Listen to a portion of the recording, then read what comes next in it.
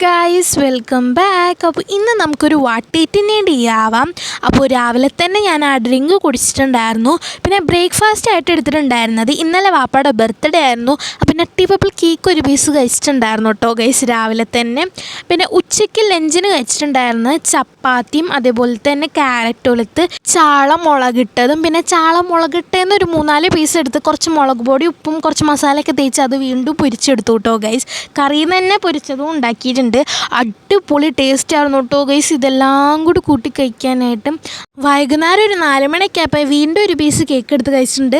അത് പുള്ളൊത്തിയുടെ പുതിയ വീഡിയോ കൊണ്ടാണ് കഴിക്കുന്നത്. ഞാൻ പുള്ളൊത്തിയുടെ ബിഗ് ഫാനാണ്. പിന്നെ വൈകുന്നേരം ഒരു 7 മണിയൊക്കെ ആയപ്പോഴാണെങ്കിൽ ഇന്ന് ചാച്ചാടെ ബർത്ത്ഡേ ആയിരുന്നു. ഒരു കുട്ടി കേക്ക് കട്ടിങ്ങും പരിപാടികളൊക്കെ ഉണ്ടായിരുന്നു. ഞങ്ങളുടെ വക ഒരു കുട്ടി ഗിഫ്റ്റ് ആയിരുന്നു. അങ്ങനെ കേക്കൊക്കെ കഴിച്ചതിന് ശേഷം ലൈം ജ്യൂസൊക്കെ കുടിച്ചിട്ടുണ്ടായിരുന്നു. പിന്നെ രാത്രി ഡിന്നറിന് ഉണ്ടായിരുന്നത് നല്ല അടിപൊളി അൽഫാമായിരുന്നു കേട്ടോ ഗൈസ്.